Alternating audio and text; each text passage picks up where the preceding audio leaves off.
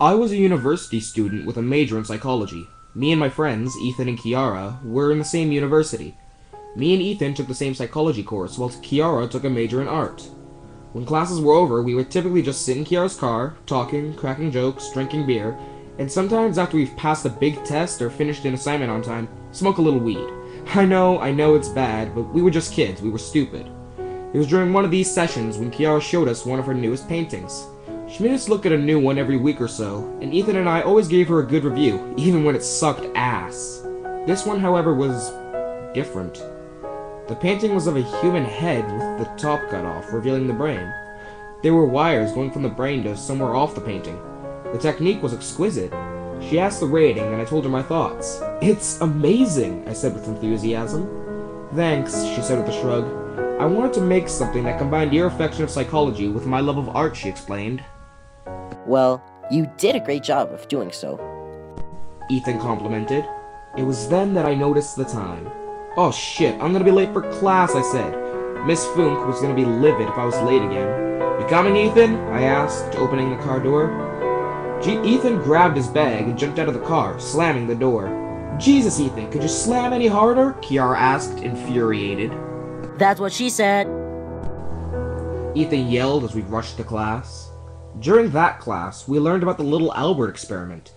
Basically, some sick freak took a kid named Albert and let him play with the rat. Eventually, the experiment began, releasing of the rat with a very loud and irritating bell. Over time, Albert became afraid of the rat. Albert died before adulthood, so no one knew how long the phobia lasted. Ethan and I wrote down notes furiously, incredibly fascinated with the experiment. "Okay, class," Miss Funk started. "Now it's your turn. Find a not very well-known experiment to present to the class. It's due next Monday." And with that, the bell rung, signaling the end of classes for the day.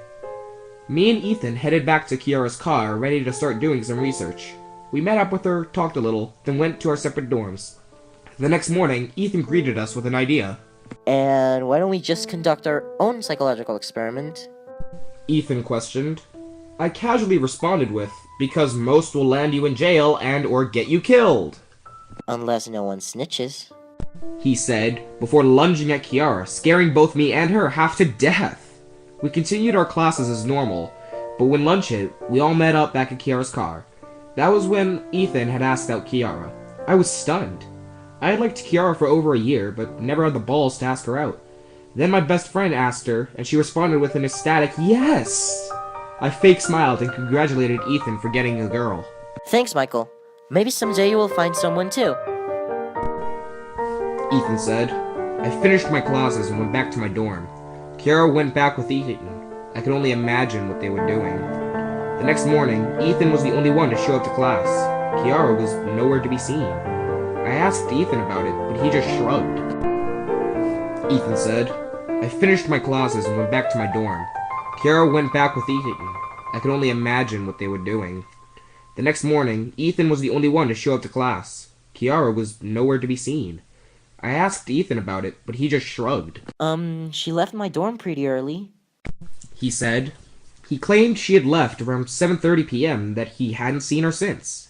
I believed him because he had no reason to lie. Maybe she was just not feeling good. I kept this thought in the front of my mind, keeping hope. After she was gone for a whole 9 days, and after several phone calls, none of which she answered, I grew suspicious.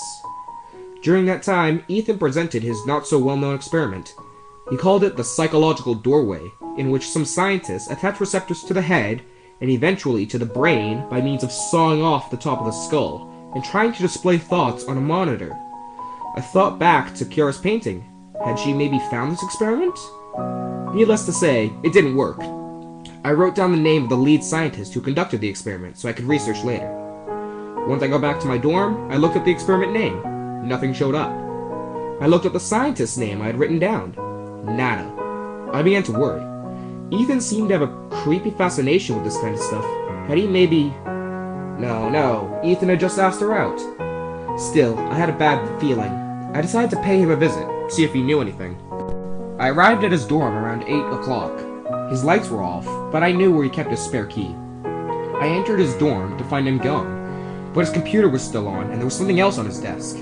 I looked at the computer first. It had Google Maps open to a warehouse on the outskirts of town. On his desk was a picture of Kiara, with her face circled. There was a line through her forehead. Damn it, I knew it! This sick fuck had taken Kiara to the warehouse and performed his twisted experiment and God knows what else to her. I ran out of the apartment, not bothering to shut the door on the way out. I arrived at the warehouse by 8:45 p.m. and went looking. He had number 63. I was getting close. 55. 57. 59. Suddenly, I felt a hard object smash the back of my head. I fell to the ground. The last thing I saw was Ethan standing over me with a now bloody baseball bat. I awoke groggily in a dark room. I tried to move, but my arms, legs, and head were bound to a chair. I slowly regained my senses as Ethan walked into the room. He was pushing a cart with a tarp covering it. Good! You're awake.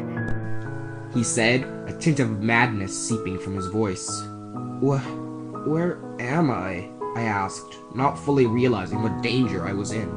I'm sure you already know the answer to that, my friend. He whispered, a dark grin appearing on his face. He wheeled the cart over to me and pulled off the tarp. Oh my god. It was Kiara. Her eyelids were ripped off to keep her bloodshot eyes open. Her mouth was missing several teeth. Worst of all, the top of her skull was missing.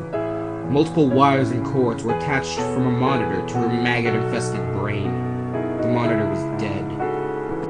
Do you like her? I didn't respond. I was still in shock, coming to terms with the fact that the love of my life for an entire year was dead. Here, I brought you something. He said.